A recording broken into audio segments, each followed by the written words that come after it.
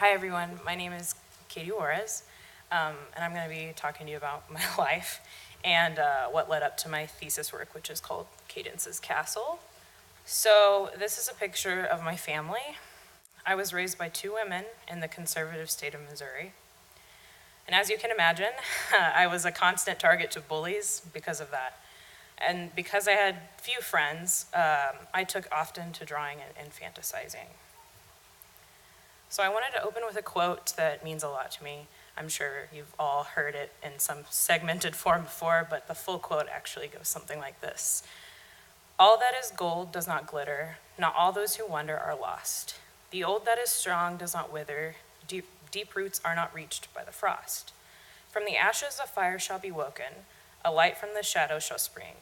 Renewed shall be blade that it was broken, the crownless again shall be king. This is a quote from J.R.R. Tolkien. And it really, really speaks to me. For one thing, I feel like I've been a wanderer my whole life.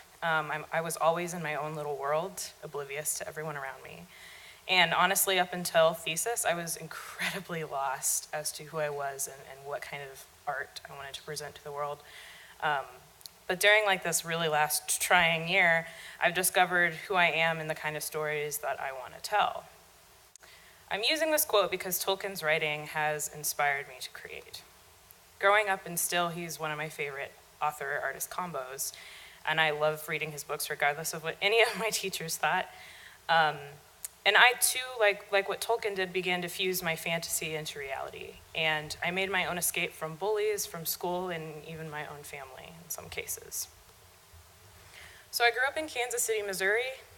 It's not exactly Middle Earth, but it is its own adventure. So this is my brother. Together we made up characters and stories all the time.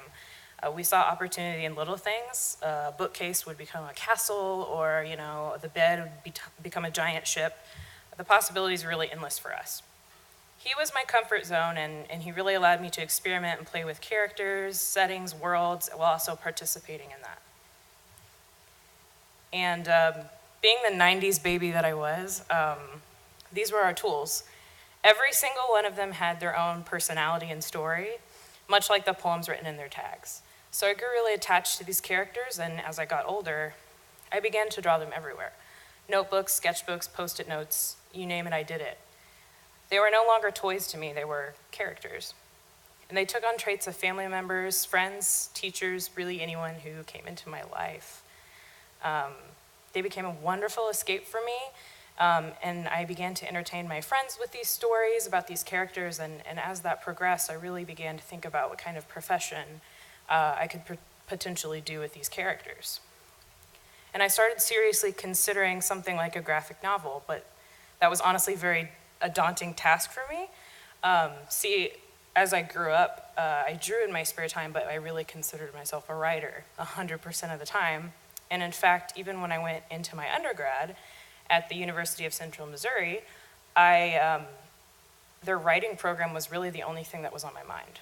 So I started off as an English major, and I switched to art education.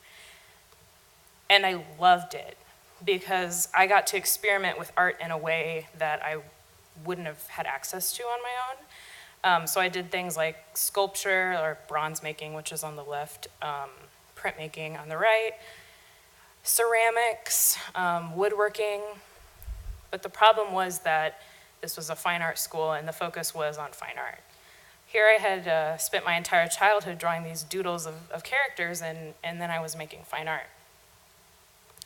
So I often returned to that fantasy world in my spare time, thinking about ways I could make it a side project while doing my professional art education job. I realized that this fantasy really became a part of my identity and part of who I was. And what really made me realize that was that I had the opportunity to talk about my future after my graduation in the Kansas City Star, which is a local newspaper. And there I kind of poured my heart out and shared these characters and experiences, and that was really my turning point where I realized I wanted to tell stories for pretty much the rest of my life or as a full-time career.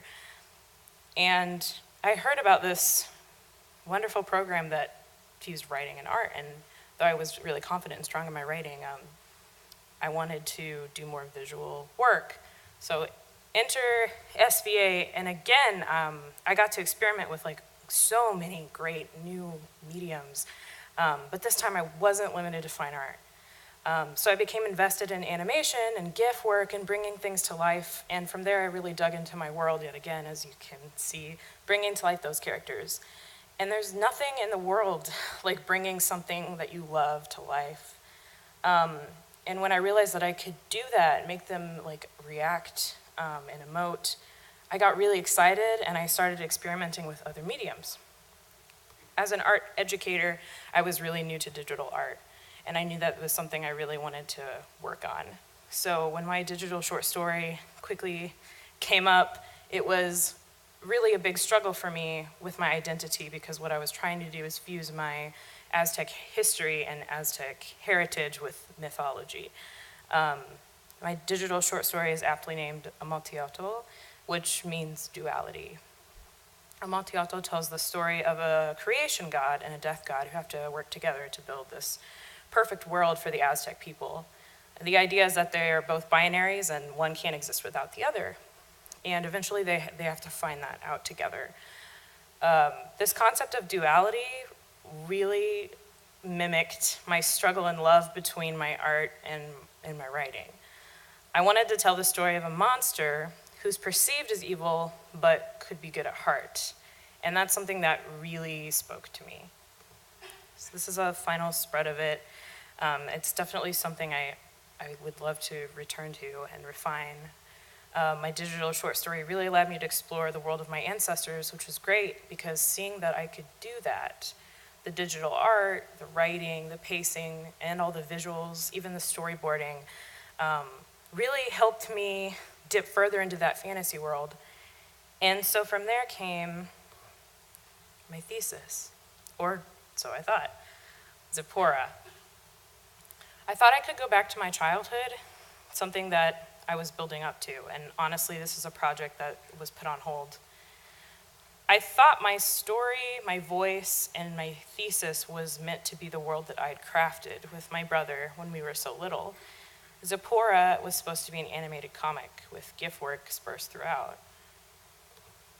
So I spent the whole second summer making mock-ups and settings, experimenting with color and lighting. And I had a whole cast of characters assembled, but the pitch was rejected. And honestly, I had a mental breakdown. I felt like I no longer belonged or that my voice wasn't strong enough, and I sort of spiraled into a depression. But I had really good friends who encouraged me to look at myself and ask me what was really special in my life. And there was one question that always came back to me, no matter what age that I was. The truth is, I've been stuck in the closet with my parents. Growing up in conservative Missouri, it was very, very hard for them to be themselves. And I began to look back on these old photos and memories of my childhood. And I saw the normalcy and the goofiness of both of my parents and my childhood. Even though I was stuck in a fantasy world, I was disguising why I was being bullied. I wasn't just that weird kid that draws. I was the kid with two moms. But I didn't really see that as peculiar or weird. I saw it as normal and loving and all the things that you would associate with a family. We had holidays and family vacations to Canada, which is pictured here, just like any other family. And my brother and I, we grew into normal, reliable, decent human beings. And at that point, I realized that my thesis was really looking right at me.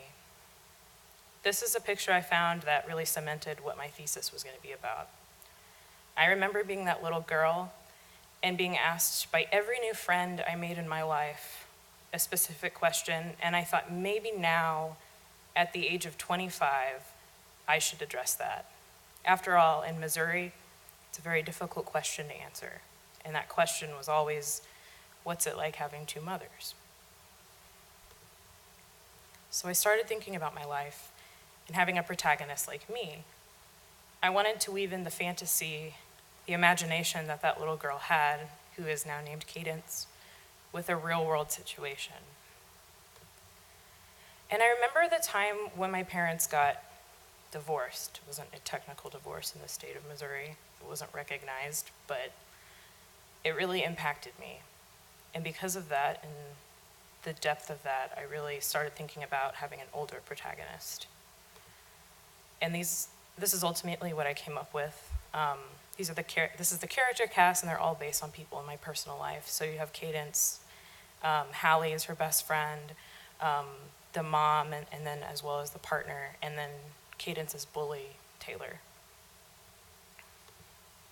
I went back to my childhood home, and I started collecting old photographs, doing research, while also struggling with a past that I had really pushed off up until this point.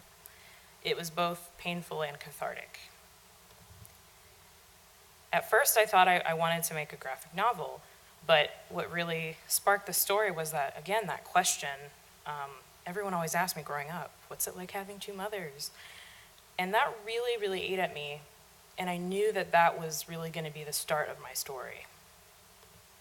So now we just dig into the meat of my thesis. This is my original design for the cover. It was originally called Castle in the Sky,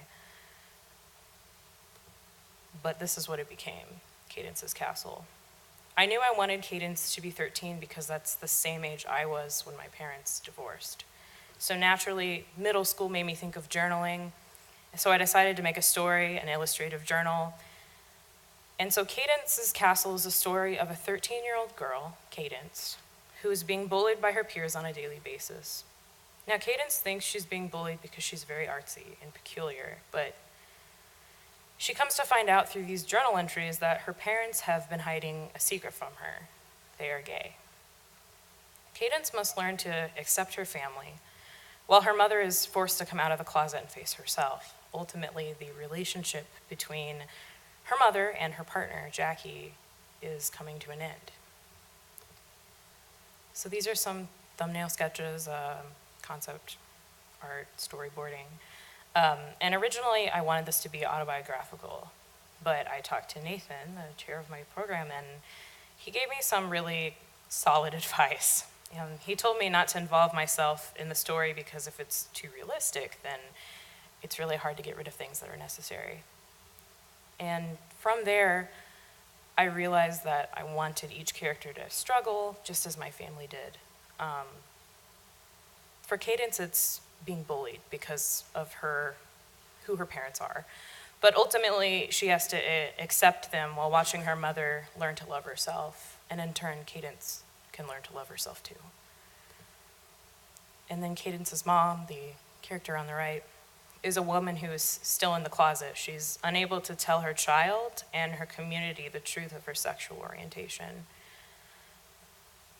Jackie, who's pictured on the left, is older and more experienced. She wants so desperately to be an equal in the eye of the school system and her partner. She really wants to be Cadence's parent.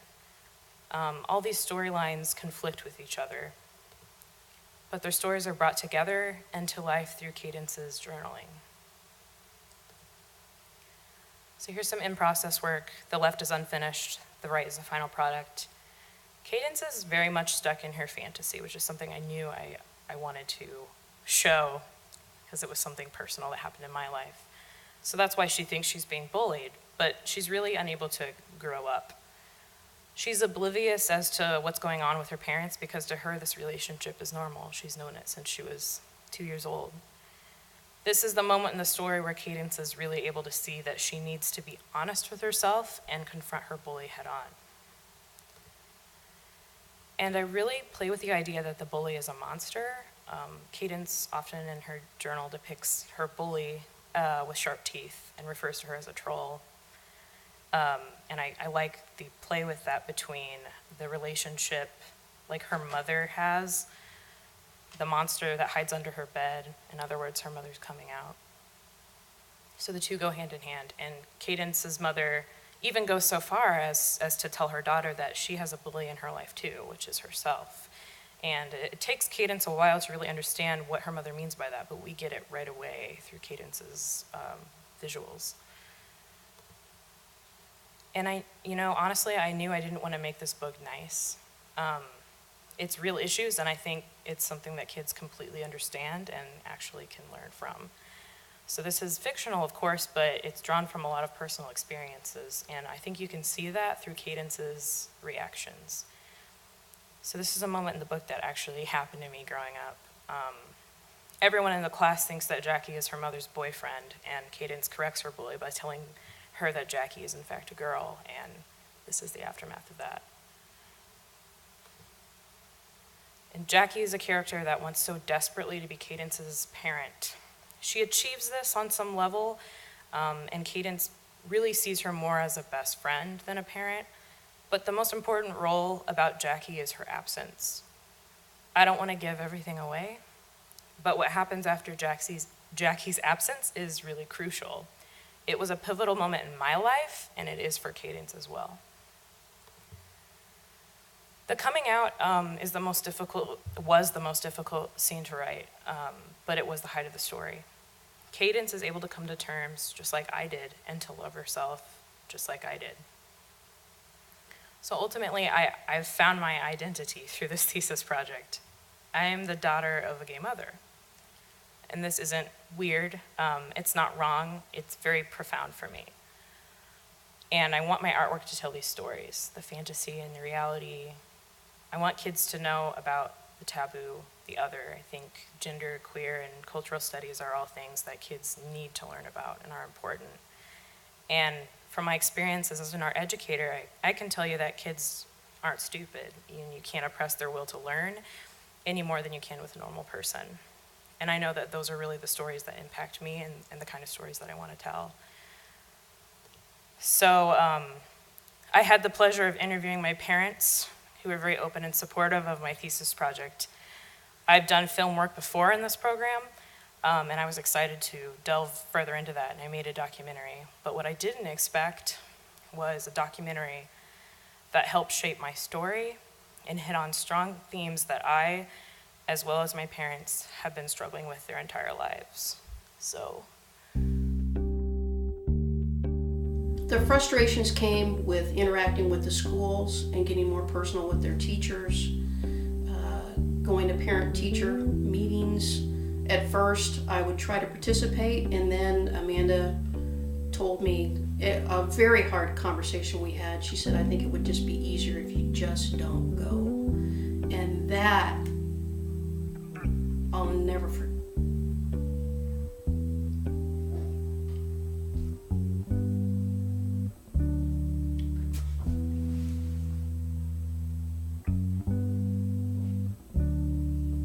Won't forget it. That's when I felt I wasn't valid. And that no matter what I did, I would never be their parent. And they would never listen to me. Not Corey and Cady, but the system. I did not come out to my kids until the relationship ended and I knew that it was solidified, that it was done. But to me, it felt like a divorce in every sense of the word. And I was shattered by that. I loved her.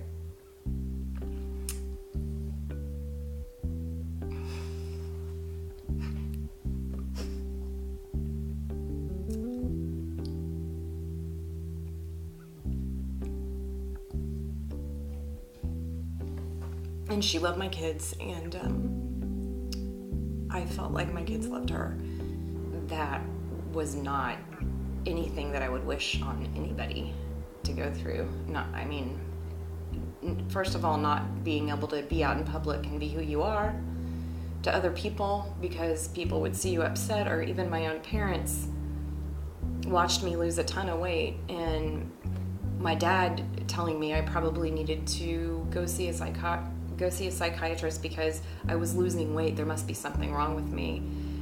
And me not being able to say, this was a divorce.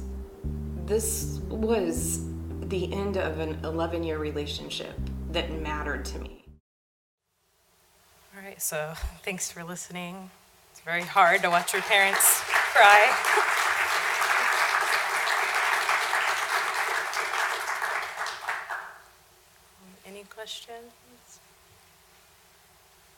Okay, so you're asking how I could distance myself from such a personal body of work, and if I did.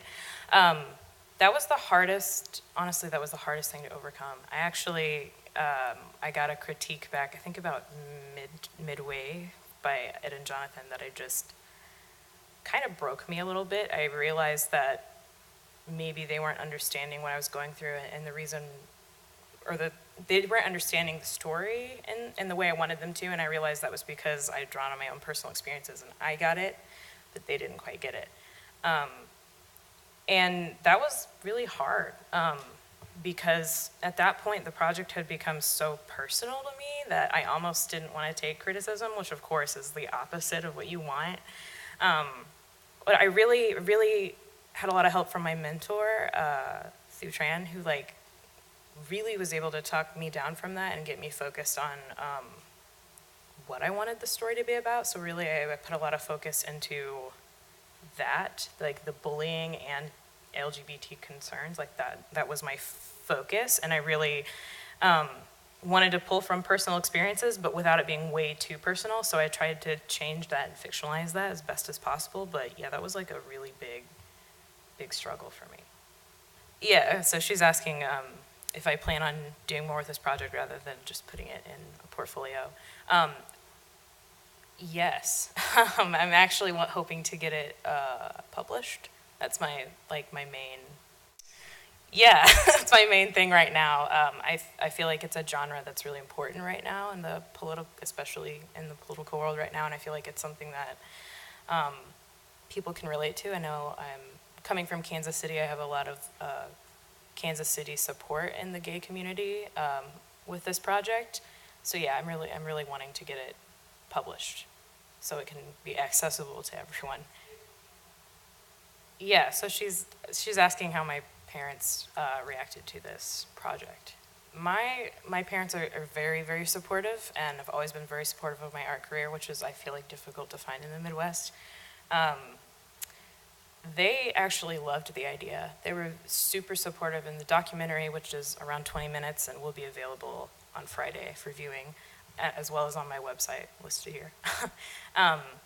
They were so candid and so great. It was really hard not to cry in certain situations and reliving that.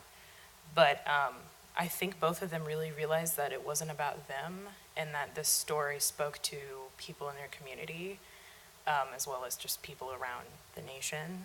And so I never really had an issue with confronting them about it. The moment I pitched the idea to them, my mom just told me yeah, do that.